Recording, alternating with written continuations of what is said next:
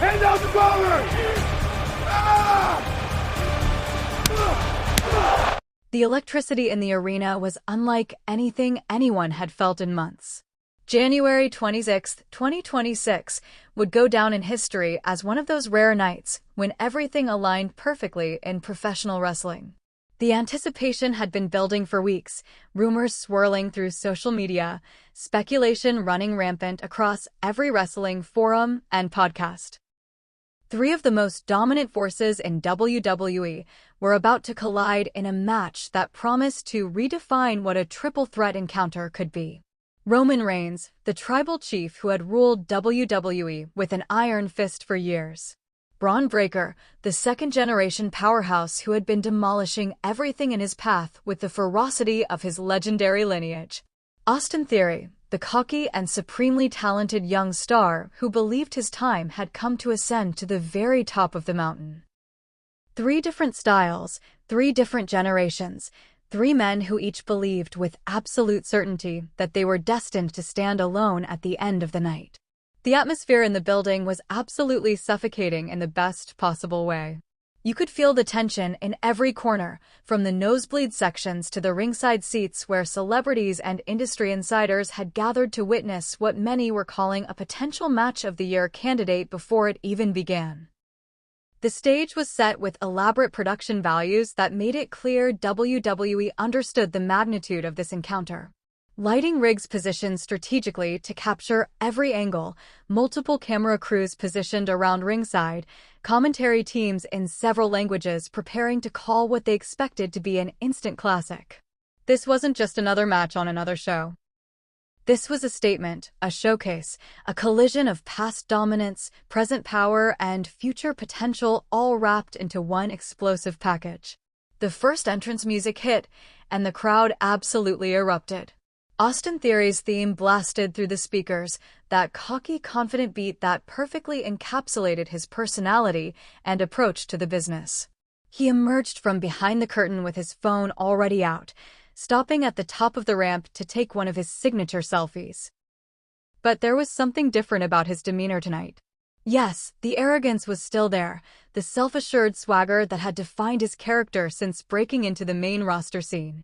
But underneath it all, you could detect something else in his eyes. Hunger. Desperation, even. Theory had been knocking on the door of main event status for what felt like forever, always seeming to fall just short of that ultimate breakthrough moment. He'd held championships, he'd main event shows, but he hadn't achieved that one defining victory that would cement his legacy among the elite. Tonight represented his opportunity to change that narrative forever.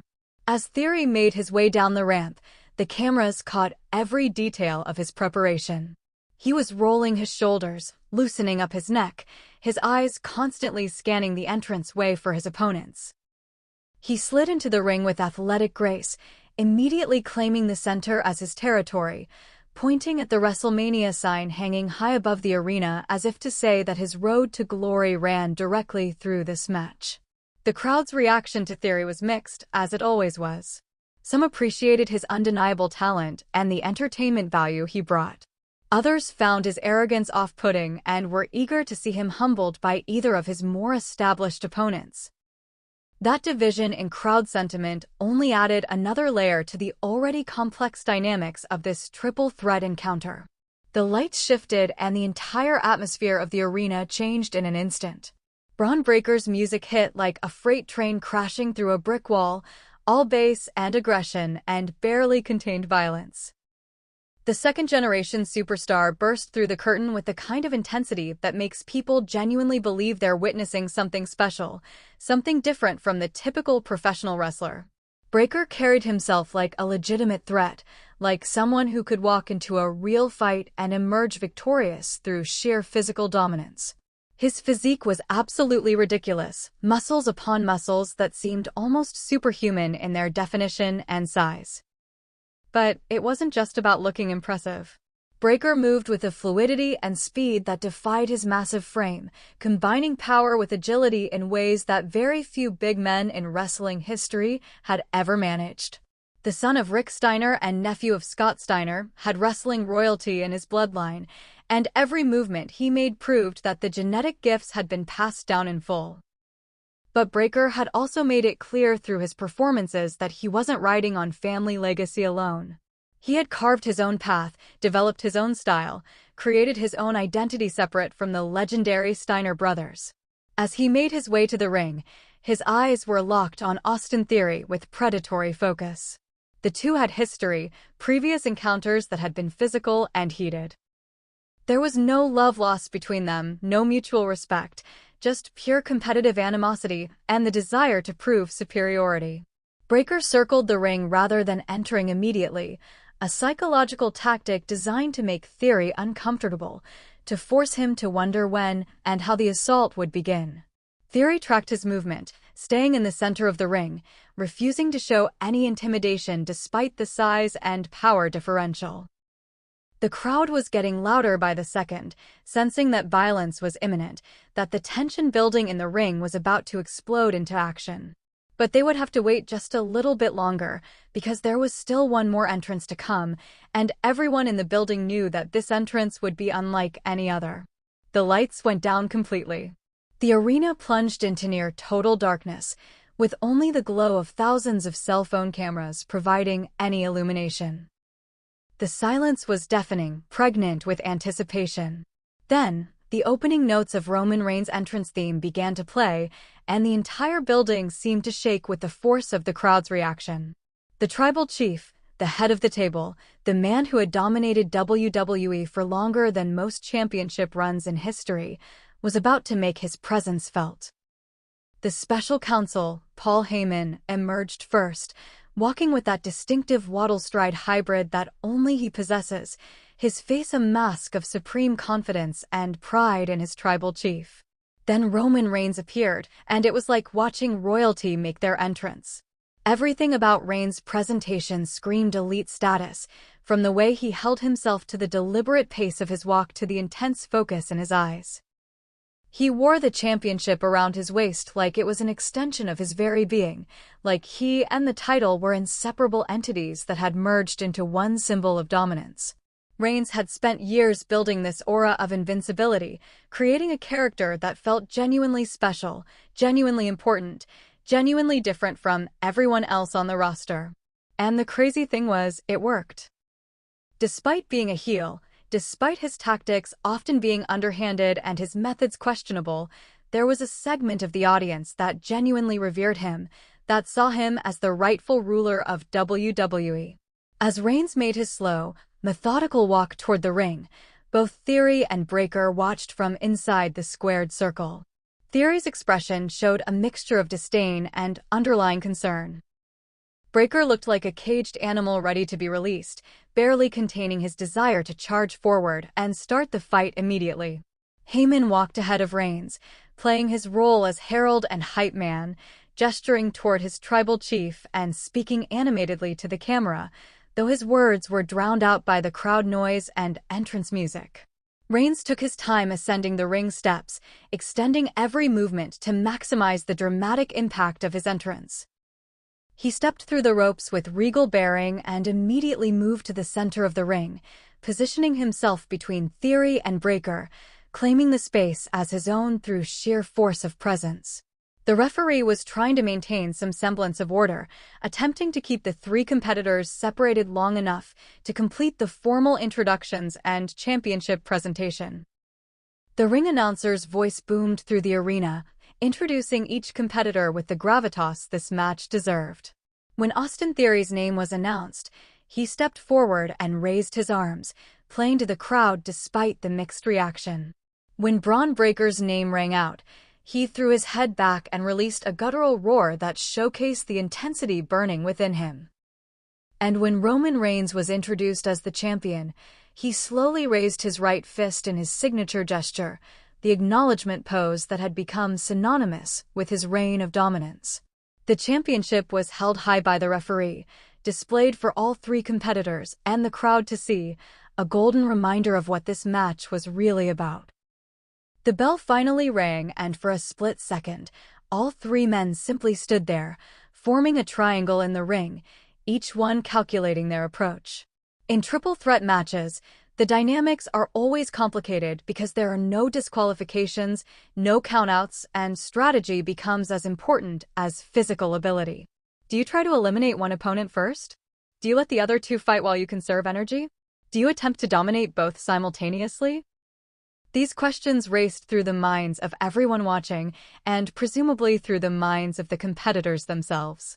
The tension broke when Austin Theory made the first move, charging directly at Roman Reigns with the fearless aggression of someone who had nothing to lose and everything to gain.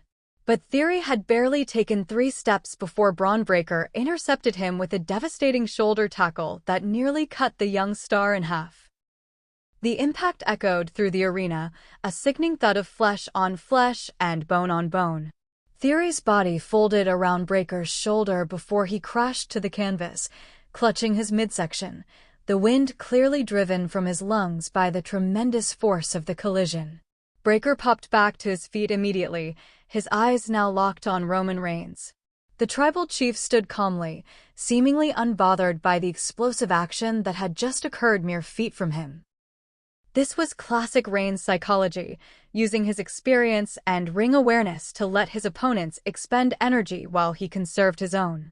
Breakker and Reigns began to circle each other, 2 apex predators sizing each other up, looking for any opening or weakness to exploit. The crowd was on its feet, the noise level rising as these 2 powerhouses prepared to collide. They came together in a collar and elbow tie-up, a traditional test of strength that immediately showcased Breakker's raw power advantage. He began forcing Reigns backward toward the corner, his superior strength evident despite Reigns' considerable size and power of his own. The tribal chief's face showed strain, a rare sight for someone who usually appeared so dominant and in control. But Reigns was a master tactician, and rather than try to overpower Breakker directly, he used leverage and ring positioning to turn the momentum, shifting his hips and redirecting Breakker's force to spin him into the corner instead. With Breakker momentarily pinned in the corner, Reigns unleashed a series of brutal right hands, each one snapping Breakker's head back with significant impact. The tribal chief was working with mean intentions, putting real force behind every strike.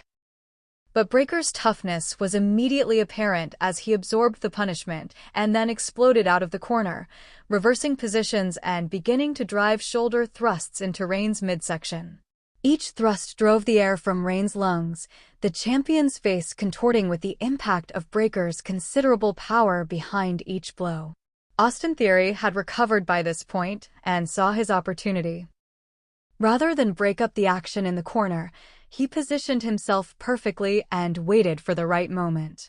When Breakker pulled Reigns out of the corner to attempt an Irish whip, Theory struck, catching Breakker from behind with a dropkick that sent the powerhouse stumbling forward and crashing into Roman Reigns. The collision sent both men tumbling through the ropes to the outside of the ring, leaving Theory alone in the squared circle, exactly where he wanted to be. Theory wasn't content to wait in the ring, though. With both opponents on the outside trying to recover, he saw a chance to make a statement. He hit the ropes to build momentum, and the crowd began to buzz with anticipation, recognizing that a high-risk maneuver was coming. Theory launched himself over the top rope with a beautiful somersault plancha, his body rotating through the air with perfect form before crashing down onto both Reigns and Breakker on the outside. All 3 men went down in a heap, the impact brutal for everyone involved. The crowd exploded in appreciation for the high-flying move, chanting in excitement at the early intensity of this match. Theory was first to his feet, feeding off the crowd's energy despite many of them not being his supporters. He grabbed Bron Breakker and hurled him back into the ring, quickly following to attempt an early pinfall attempt. He hooked the leg, the referee slid into position, and got a count of 1 before Breakker powered out with such force that Theory was literally thrown off of him. The display of raw strength was impressive and served as a reminder that keeping Breakker down would require far more than one aerial assault. Undeterred, Theory stayed on the offensive, attempting to keep the powerhouse grounded with a series of stomps and strikes. But Breakker was already working his way back to his feet, his power and athleticism allowing him to overcome the attacks. Theory tried to grab Breaker for a suplex, an ambitious attempt given the size difference, but Breaker blocked it easily, then countered by lifting Theory up and holding him in a vertical suplex position. And he held him there. And held him there. The blood rushing to Theory's head, Breaker showcasing his strength by maintaining the position far longer than necessary, letting everyone appreciate his power before finally falling backward and driving Theory into the canvas. But Breaker couldn't go for a cover because Roman Reigns had recovered and slid back into the ring. The tribal chief immediately targeted Breaker with a massive big boot that caught him square in the face, the impact echoing through the arena. Breaker went down hard, and Reigns quickly transitioned to his signature assault in the corner, backing Breaker into the turnbuckles and beginning to drive clotheslines and forearms into him with systematic precision. This was Reigns at his most methodical, breaking down an opponent piece by piece, strike by strike, never rushing, always in control. The referee had to intervene, creating separation when Reigns refused to break cleanly. The tribal chief backed off with his hands raised, that familiar smirk on his face, the expression of someone who knows they're in complete control despite any temporary setbacks. But that momentary distraction allowed Austin Theory to recover and attack Reigns from behind, clubbing him across the back and spinning him around to deliver a series of rapid-fire strikes. Theory was fighting with desperation and determination, knowing that his window of opportunity in this match could close at any moment. Theory whipped Reigns into the ropes and positioned himself for a dropkick, but Reigns had the wherewithal to grab the ropes and stop his momentum, causing Theory to crash to the mat having hit nothing but air. Reigns immediately capitalized, sizing Theory up for a Superman punch. The crowd recognized the setup, the noise level rising in anticipation of Reigns' signature strike. He loaded up, cocking his fist back as Theory stumbled to his feet, and then launched forward with explosive power. But before the punch could land, Bron Breakker came from absolutely nowhere with a spear that would have made Goldberg proud. The impact as Breakker's shoulder drove into Reigns' midsection was absolutely catastrophic. The tribal chief was nearly broken in half, his body folding completely around Breakker's shoulder before both men crashed to the canvas. The crowd erupted at the sudden shift in momentum, the devastating power of Breakker's spear having neutralized what had looked like certain disaster for Austin Theory. Breakker quickly hooked Reigns' leg for what looked like it could be a match-ending pinfall. The referee counted 1, then 2, but before the 3 could be administered, Austin Theory broke up the pin with a double axe handle to Breakker's back. It was pure survival instinct from Theory, recognizing that if Reigns was eliminated, his chances of victory against Breakker alone diminished significantly. Better to keep all 3 competitors in the match and look for the perfect opportunity to steal a victory. The pace of the match was absolutely frantic now, all 3 men operating at full speed with no downtime, no rest periods, just constant action and counteraction. Theory tried to capitalize on breaking up the pin by grabbing Breakker for his A-Town down finisher, but Breakker was too powerful, too fresh, easily blocking the attempt and countering with a released German suplex that sent Theory flying across the ring. The young star landed hard on his neck and shoulders, rolling through to the corner where he tried to create some space to recover. Roman Reigns was pulling himself up using the ropes, still feeling the effects of that devastating spear from Breakker. The tribal chief's usual composed demeanor had cracks showing in it now, the reality of facing 2 hungry and talented opponents simultaneously beginning to show. Breakker stalked toward Reigns, looking to press his advantage, but Reigns showed his veteran savvy by rolling out of the ring to create separation and buy himself recovery time. This proved to be a calculated move because it left Breakker and Theory as the only 2 competitors in the ring, and their mutual animosity ensured that they would immediately engage.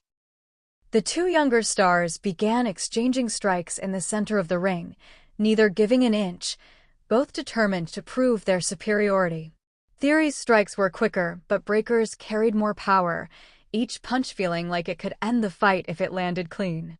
The exchange was brutal and compelling, showcasing 2 different styles of intensity and aggression. Breakker began to get the better of the exchange, his power punches backing Theory into the ropes. He grabbed Theory's arm and sent him across the ring with an Irish whip, then positioned himself for what looked like another devastating spear. But Theory had scouted it, leaping over Breakker as he charged and causing the powerhouse to crash shoulder first into the ring post. The sickening sound of flesh and bone meeting steel echoed through the arena, and Breakker immediately grabbed his shoulder in pain, clearly having suffered significant impact damage. Theory immediately recognized the opportunity and grabbed Breakker's injured arm, beginning to work it over with targeted strikes and holds designed to further damage the shoulder and weaken Breakker's power game. It was smart, strategic wrestling from Theory,